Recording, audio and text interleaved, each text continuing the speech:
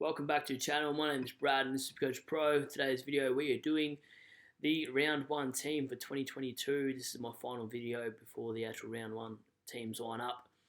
I've made a few changes on the fly here. Teams just got announced not long ago, so it might not come out until maybe the first quarter of the game, so I do apologise for the late one. I was really just waiting on rookies, so this is as close as it's going to get to seeing my side going into the round. So we'll start from the back line. We'll make this one a pretty quick video. So I've changed it to Crisp, Ryan, Shorts. I think we need to go deep this year in the back line. There doesn't seem to be a whole lot of rookies in the back line. Ryan's my pod there. I think he's about 7 or 8% of sides. And Crisp, I've gone over Lloyd. I just think Crisp is a lot younger than Lloyd. He's playing midfield role. Will also still play halfback a little bit. So I think there's just a lot of room for scope here with his point scoring. Jaden Short just has to be one of the players you start this year. I think he takes kick-ins and Voston won't be playing for the first couple of rounds there. Witters, I think most people have him just for his scoring capabilities at his price. And Hewitt will, predominantly be playing midfield, a lot of CBAs. And even when Walshy does come back, he'll still be pushing probably that 550 mark, you'd think. And he'll probably be a keeper at D6. Worst case scenario, you make 120k off him and you grab a 4 and Primo in the back line. Gibkiss, I'm just going to make the switch now for McCartan on field. I'll make Gibkiss the emergency there.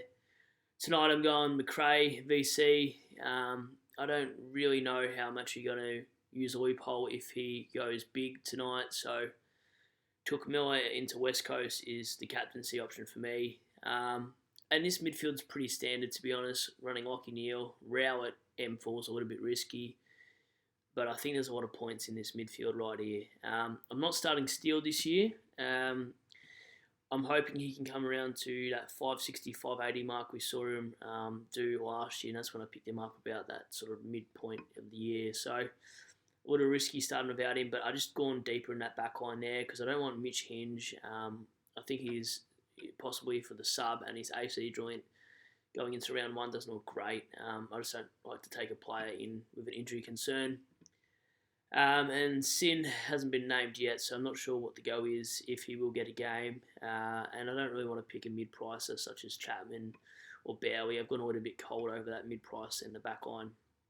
And I do hate batting this deep, to be honest. But I just think I don't trust any rookies to play, and I certainly don't want to be fielding 30 points every week with Gibgus or DeConning. To round off that midfield, obviously got Horn Francis, Dacos and Ward. I think they're too expensive to have any of them on your bench. Stephenson is a little bit of a pricey one on the bench, but I think these guys are not bad cover. I wouldn't be putting Horn Francis on your bench if you're batting too deep in the midfield. It's just points that are lost by having Horn Francis on the bench there. Darcy and English for me, I've changed it so many times. The ruck line's been the hardest, but if you don't know right now, English has been named as a solo ruckman going into round 1. So basically it says to me that Martin isn't in the best 22 as of the start of the season, which is great for English owners. He's surely got to finish top 6 to 8 forward anyway. I mean, there's probably Heaney amongst that, Dusty Martin there, and maybe if one of these midfielders going forward gets a DPP status, but you'd think he'd be there amongst the that top line. So I'm just sort of going to wait for a Grundy perhaps to come down or even Gorn, hoping they can go down in price. The DPP is what sold it for me. Wits doesn't have that, so there's no flexibility in turning Wits into the forward line or anything like that. So English is still a keeper, so I'm not wasting a trade here. That's the thoughts behind that. And Hayes and Dixon, maybe this works out in the buys that, having that flexibility is something really that you need during COVID. Dunkley, Butters, Cornelio seems to be the way to go. Most teams will be structuring those 3. McGovern, Brody and Terry, these are the ones I'm going to have to keep an eye out. Just with the rookies, I could go down to a Durnan. I don't really like taking any players that have had a niggle in the preseason though, such as a Durnan who is named for tomorrow night, if you don't already know that. I'm not willing to risk Joel Smith in the back line either. I think his job security is pretty sketchy. So look, that's it. I paid up a lot on the bench too. You can see there I haven't picked that Crows player, Rochelle. That's probably a big talking point.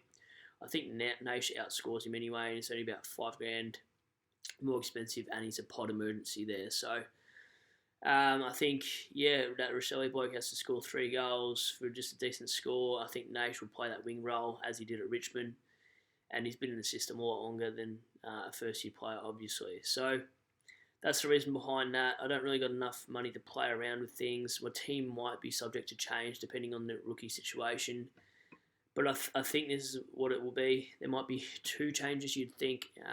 But I'm crossing my fingers tonight that English plays really well out of his skin. He'll probably get towed up, though, by Gorney and Jackson there. But that is the side. That is officially done. I don't have to play with my team anymore. And yeah, look, I'll catch you guys on the Sunday night or Monday review. Sorry for the late changes here, and I was meant to produce the video yesterday, but I was just still up in the air with Decide and had to wait for a team announcements, obviously, to make it confirmed. Didn't want to give you a false team because it's changed so much in the last 24 hours. Anyway, if you got any questions, leave them in the comments below. If you like this video, give it a like, and I will see you on the review. See ya.